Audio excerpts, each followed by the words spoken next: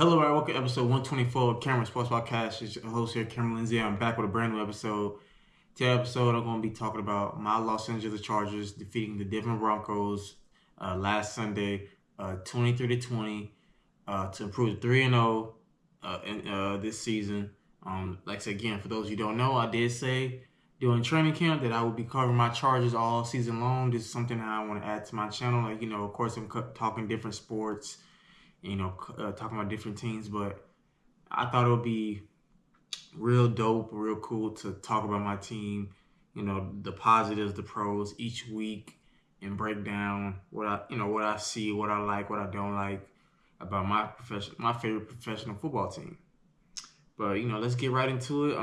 So like I said again, my Chargers did improve to 3-0 overall, and they improved 3-0 in the AFC West with wins over the Kansas City Chiefs, the Las Vegas Raiders, and now the Denver Broncos. So we started the 2025 season, all three games against our AFC West opponents. Now, when the schedule came out, I said, man, we ain't got it easy. We already got to play our division opponents. Usually, you may play your division opponent week one, and then, you got week 2, 3, you got out of conference, out of division opponents. But nope. They gave us all three of our division opponents right off the bat. Of course, you play all your division opponents twice a year, so we'll see these teams later into the season again. But I'm very proud, like I said, of my Chargers. I thought I did pick that we would lose Kansas City because even though we always play them close, they have our number. They find a way to win. Patrick Mahomes finds a way to win. But in Brazil, we finally stepped up. We came up clutch. Herbert came up clutch. He was my player of the week that week against the Raiders. Quentin Johnston had another good game. He was my player of the week. And now we got Denver. I'm saying? It was a close game. I was watching it. I ain't gonna lie, I was frustrated because I'm like, Najee Harris got hurt. Mekhi Becton got hurt.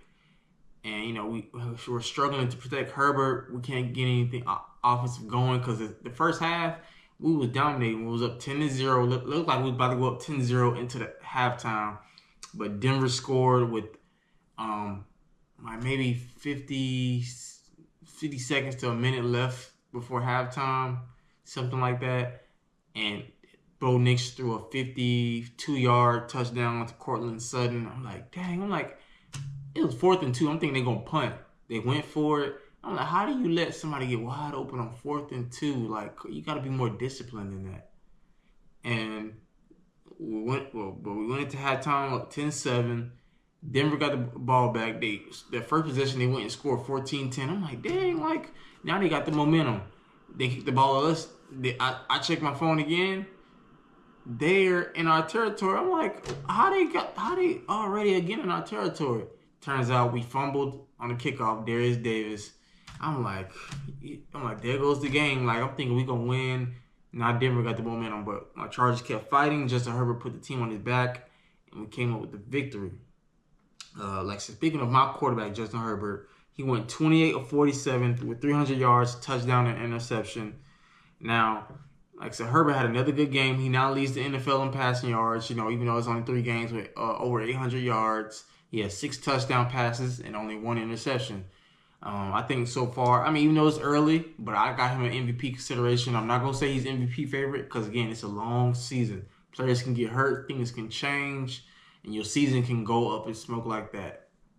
But I do say, Herbert, this does not confirm to me that he's a top 5 quarterback because I already thought he was. He has the talent. He can make all the throws, every throw on the run.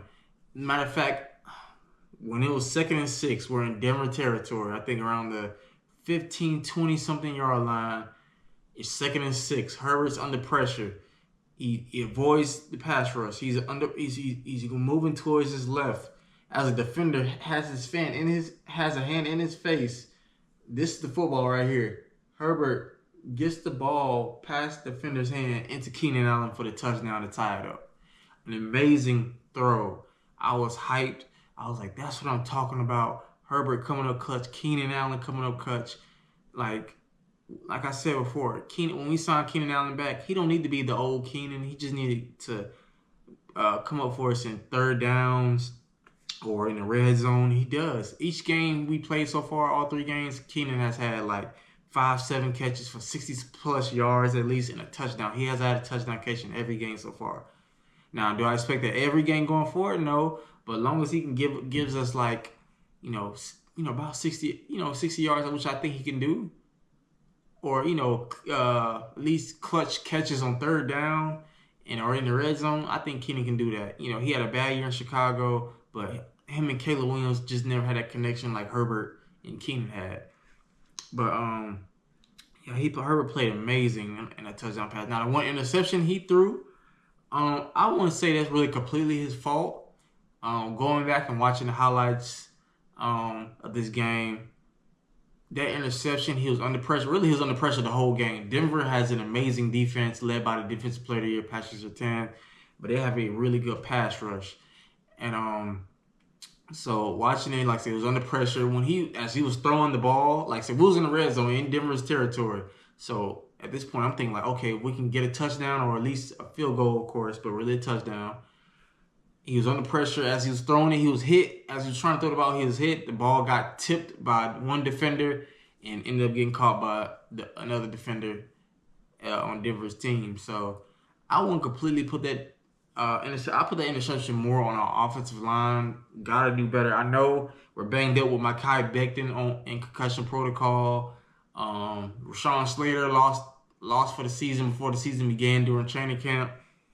So I ain't gonna put that interception more on Herbert. Like I said, he doesn't turn the ball over much, so I'm not too much worried about it. Now, one player I am happy about also, besides Herbert, is Omarion Hampton. We finally got the running game going. He had 19 carries for 70 yards and a touchdown. Really, I think he had over 120-some yards, all-purpose yards, because he got going in the passing game too. He did really well in the passing game. But in a running game, 19 carries, 70 yards, and touchdown. That's better than the first 2 games he had. He scored his first ever NFL career touchdown. Proud of him for that. That's what we drafted him for. Helping get our running game going, and I think Omarion Hampton could potentially arrive. That game with Denver maybe can. I hope, especially with the injury to Najee Harris. Now he has to be the lead back. I know we got other running backs too, but now he has to be the lead back. That now that Najee is lost for the year, it's Omarion's time. Like, he's gonna get majority of the carries. And yeah, I'm happy like we finally got some type of running game going at least now, especially against a good defense like Denver Broncos have. And it's also Quentin Johnston had another great game, 6 catches, 89 yards. Like I said, he's stepping up, and like him and Herbert, it's like they're getting that connection better and better. His rookie year, it was really rough and bad, dropping a lot of catches, only having 2 total touchdowns the whole year. Last year, he pretty much doubled his touchdown catches, had over 700, 800 yards receiving. This year, he looks like he's on pace for 1,000 yards and probably maybe at least 10 touchdown catches. And, I'm proud of Quentin. Like, he's really doing good. That's who we need, that bomb threat that Herbert can trust, because Herbert can make all the throws. Like, there's not one throw that Herbert cannot make. I've seen him make almost every throw possible, especially, and he can make all the throws that maybe Patrick Mahomes can't make or can make. There's no throw he can't make. And Quentin Johnston is stepping up like we need to. Each year, he's getting better. That's what we need each year to get better. And I know Ladd McConkey will continue to get better each year, heading to the second year this year. But Quentin is starting to step up, and I'm liking that. That's why we drafted him in the first round out of TCU 3 years ago. I'm really happy about that. But speaking of some good things, I want to get into the pros of this game. We finally got, the running game going with Omarion Hampton. Like I said, because the cons in the first 2 games, I was like, okay, the Chiefs, we won, but the running game was not really well. Herbert was our leading rusher. Against the Raiders, Herbert was pretty much our leading rusher again. I mean, Najee was, but Herbert had more rushing yards than Omarion Hampton. I'm like, that can't happen. We can't have our quarterback leading the team rushing. And this time we finally got it going, like a sign of life. Like, okay, like we might can get a running game going to where Herbert don't have to throw the ball 47 times every single time. Now, sometimes he might have to. That's fine, but not every game. We need the play action because if we can get the play action going, we can throw the ball deep to Quentin Johnston. We could throw it to Lad McConkey. These two speedsters, because both of them are got 4.3, 4.4 speed. We can get that going. We can get it down in the middle of the field to Keenan Allen or um, Tyler Conklin. We can get it to them with the play action, but we need that running game going, and we finally got some sort of life against Denver. Also, again, Quentin Johnston, the connection with Herbert is improving. Like I said, each time, each year, each game I've seen, he's improving. He's leading the team. So far, each game, he's led the team in receiving yards, and he's getting better each time. Like I said, and I'm as a Chargers fan and an adrenaline, I'm happy to see it because this is what we need in clutch moments, like against really good teams in the playoffs. We need our receivers to catch the ball because Herbert can make the throws, but he can't catch the ball to himself. He can't throw it to himself and catch it. That's what our receivers are for. And like I said, I'm glad to see that with Quentin improving. Also, another solid game from Keenan Allen, a.k.a. Slay. 7 catches, 65 yards, and a touchdown. Again, like I said, we don't need Keenan to be the old Keenan, give us 1,000 yards. We just need him to. It's like that NBA player where, okay, if he was like James Harden in his prime, dropping 35 a game, but now he's dropping like 21, 20. Like, okay, that's what we need Keenan to do. Or like be like, of course he was a superstar in his prime. One of our all-time great Chargers receivers. And I've seen some really good Chargers receivers, Vincent Jackson, Malcolm Floyd. But Keenan is special. I think he's the best Chargers receiver of all time. Like I said, receiver now. Like I said, I ain't say like receiving threat, but you got Antonio Gates. But as playing receiver, it's Keenan Allen. Especially the best route runner I've ever seen in Chargers history. But like I said, we like an NBA player. We just need Keenan to drop like 15. Give us like 15, 7, and 7.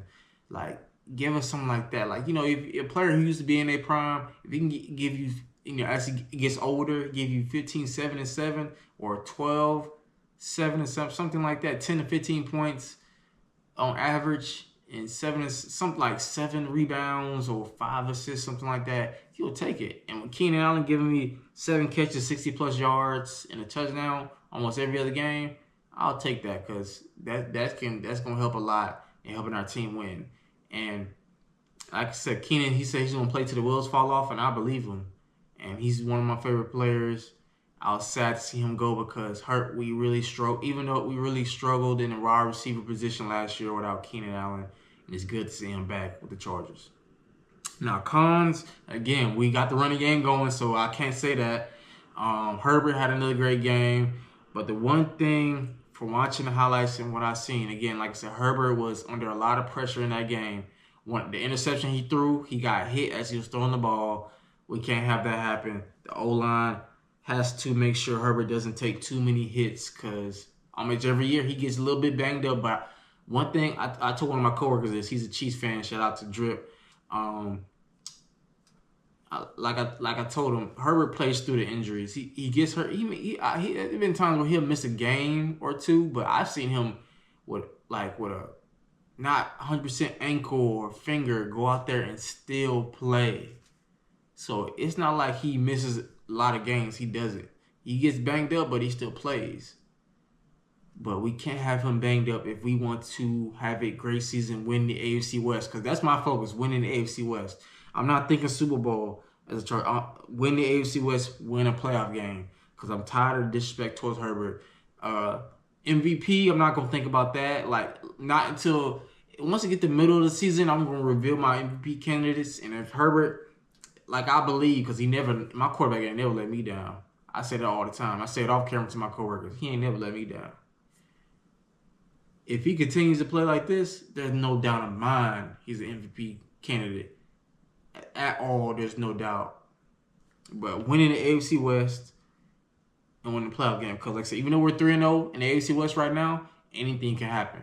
The Chiefs may be 1-2, but I'm not like these other analysts. I know I'm not professional right now, but one thing I respect the Chiefs because of two reasons. Long as 15 is at quarterback, and long as Big Red is on that sideline coaching, Andy Reid, I will not take unless the Chiefs got like maybe about 7 losses. By the time it gets later in the season, like around like 7 losses, then I'll be like, okay, like yeah, you know what, this Chiefs team is they may not make it back to the Super Bowl.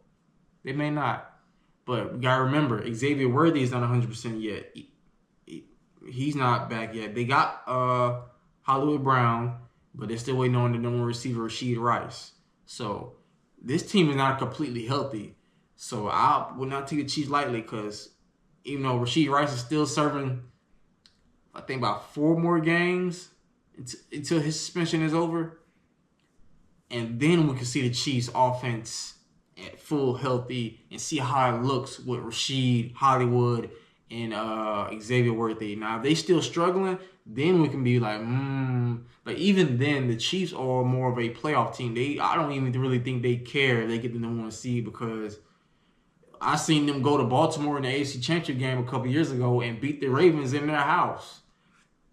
So, yeah, like I said, we got to make sure we protect Herbert, our offensive line. We can't have him take too many hits if we want him to potentially be the MVP, be an MVP candidate. If we want to win the AFC West, because it's not going to be easy. We got Denver still at Denver, at the Chiefs, and at home against the Raiders. So it's not going to be easy, but it does help being 3-0 in our division. That helps because, like I said, getting off to a good start is a good way to potentially win the AFC West because I'm tired of the Chiefs winning it 9 years in a row.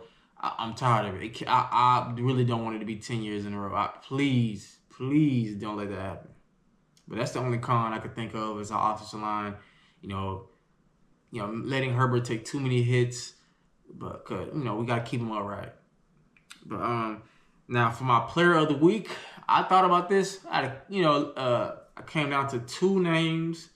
Of course, my quarterback Justin Herbert and Omarion Hampton having 19 carries, 70 yards, and a touchdown, and 126 all-purpose yards. He had a mini breakout game. Not huge, but mini breakout game to let some people know who not a Chargers fan, like, hey, he's coming. Like to let even Chargers fans like me, like, hey, this is why y'all drafted me in the first round. This is what I bring. This is the superstar potential that I'm gonna have. But I'm gonna go with Justin Herbert mainly because, like I said, another back-to-back 300-yard games and a key touchdown pass to Keenan Allen when we needed it to tie the game, and he also led a game-winning drive. For people who think Justin Herbert is not clutch, I've seen him have game-winning drives before, but that game-winning drive against Denver was really clutch. We had a minute. It was like a minute and maybe like 30, 40 seconds. Drove us down the field, put us in field goal range. Our kicker, Cameron Dicker, kicked the game-winning field goal. Boom.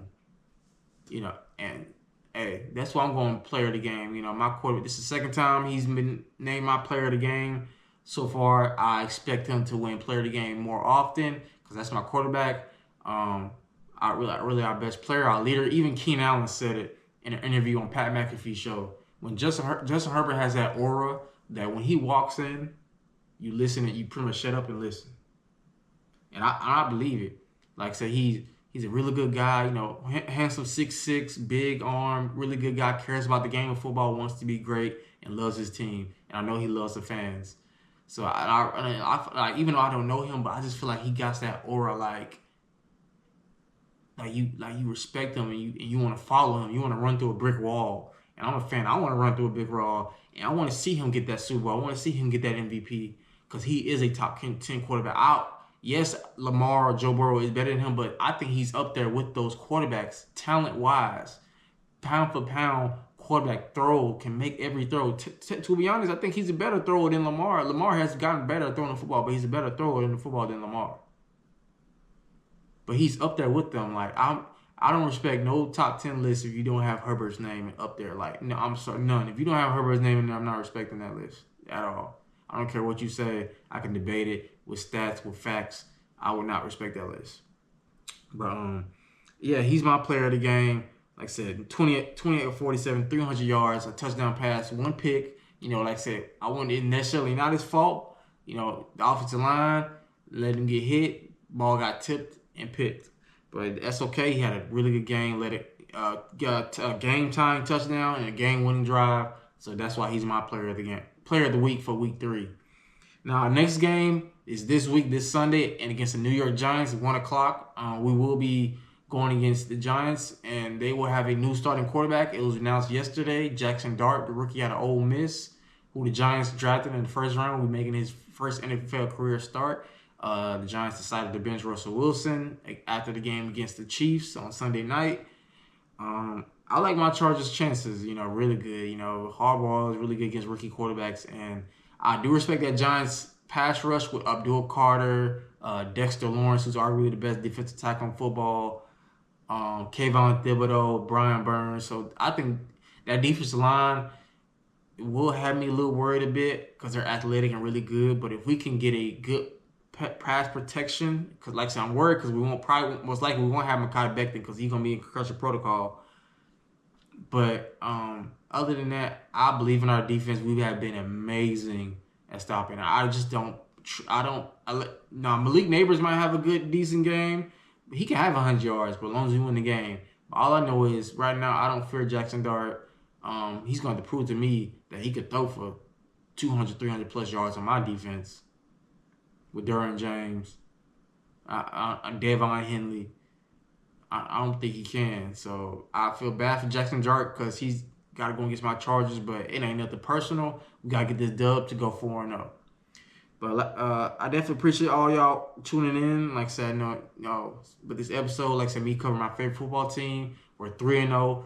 I'm feeling good. It's bolt up. It's bolt gang or no gang. You might as well join. Like I said, I told my coworkers who are Falcons fans, like, hey, or anybody who's a Falcon fan, if you want to jump teams, you can come to my Chargers. I won't judge you. I love all my subscribers. I love all y'all. I won't judge you. I won't call you a bandwagon or nothing. Not at all. If you're tired of the Atlanta Falcons and getting frustrated. Even my uncle, who's a Saints fan, shout out to you, Unc. He's in Mississippi. And, I know he's real tired of his Saints. I tell him, if you want to come to my Chargers, I won't judge you. I'll welcome you with open arms. But, that concludes this episode. Again, if you want to touch down with Cam and make this trend a big hashtag that people all around the world would know, click that like button, click that subscribe button, more importantly, turn on post notifications so, hey, like, when I upload an episode, you already know. I ain't even got to send it to you, So, again, I appreciate each one of y'all tuning in. And like I said, I'll be here for another episode. You already know. This has been your favorite host, Cameron Lindsay, of your favorite sports podcast. I'll catch y'all next time. Take care and bold up.